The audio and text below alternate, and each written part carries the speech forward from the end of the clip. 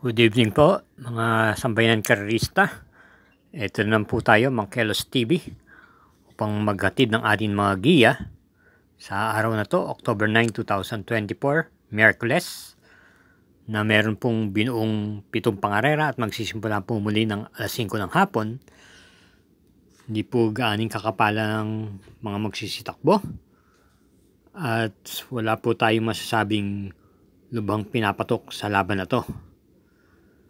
Kaya samahan niyo na po ako upang akin pong maihatid ang aking mga giya at ito po yung magsisimula po ng alas 5 po ng hapon.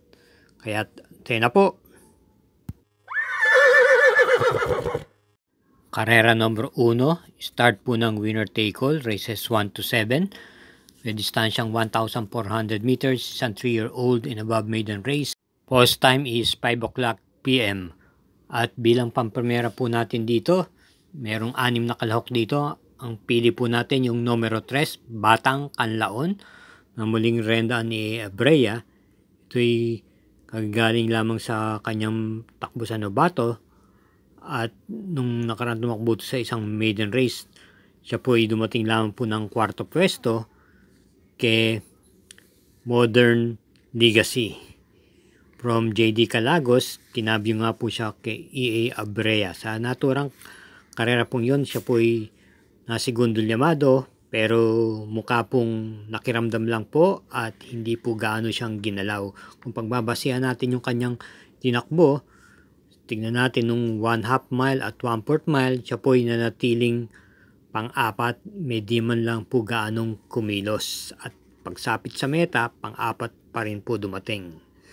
Kaya manmanan po natin dito. Atin naman pong panigundo rito yung veterano sa laban na numero 2, American Ford, na galing lamang po sa bakasyon. Ito po ay pwedeng i-pacing at muling rendan ni MP Cañete. Kaya para rito sa karera numero 1, pampremera numero 3, panigundo numero 2.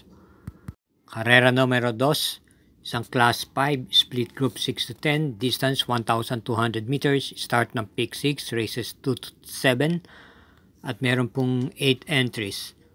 Ating pampremera po rito yung kalahok numero 7, Shine, na papanubayan po ni A.R. Ramos.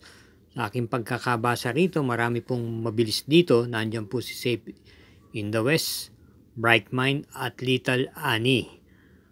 At sa akin palagay, pwede po siyang sumabay dito dahil naipipacing po itong kabayong to. Atin naman pong panigunda rito yung numero 8, Etnat, na isang derimate. Ito po ay na 4th pwesto lamang noong October 2 kay Happy Kid. From JM Estorque, JR De Ocampo po ang magdadala. At isama po natin bilang panersera yung numero 4, Unafraid ni JM Estorque. Kaya para dito sa karera numero 2, pampremera numero 7, panigundo numero 8 at panersera yung numero 4. Karera numero 3, start ng peak 5, races 3 to 7. Ito isang class 5 split group 6 to 10 with a distance of 1,200 meters with 6 entries. Ating pong pining pampremera rito, yung kalahok numero 5, Malita, na galing po sa bakasyon at nagbabalik pista. Ito po ay rendahan muli ni RC Suson. Ito po ay may angkin din naman pong tuling. At bilang panigunda po natin dito yung dihadong numero 2, I Like This Girl, na gamay naman po ni JC De La Cruz.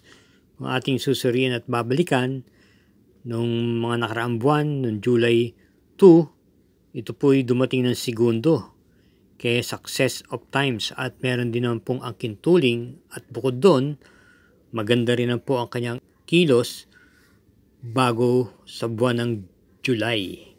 Kaya para rito sa karera numero 3, pampremera numero 5, panigunda numero 2. Karera numero 4, ito po ay may distansyang 1,200 meters, isang class 5 split group 5 per placers at start po ng peak 4, races 4 to 7, another 6 entries.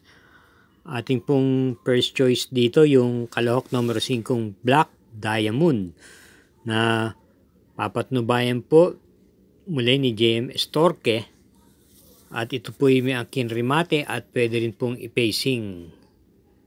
Baka sakali pong makapanood to rito ng bakbakan sa unahan at siguradong may dating puto sa meta. Ito po may naitalang panalo noong July 17 kung saan tinalo niya po si Justifiable. At bilang panigunan naman po natin dito yung isa sa magdadala ng marcha sa unahan, yung numero 4 Olympic Lady na muling reyna ni JL Ciego. Ito po may aking tuling. Bagamat nung nakaraan October 2, siya po hindi kinakitaan ng kanyang tuling at dumating lang po ng pang-anim na pwesto sa kabayan nalong Brainchild. Nanatili sa ika-4 na pwesto pagsapit ng half mile at 1/4 mile at umurong pagdating sa meta at pang-anim lang nga pong dumating. At noong September 18, siya po ay nasegundo naman po sa kabayan na nung Laba Walker.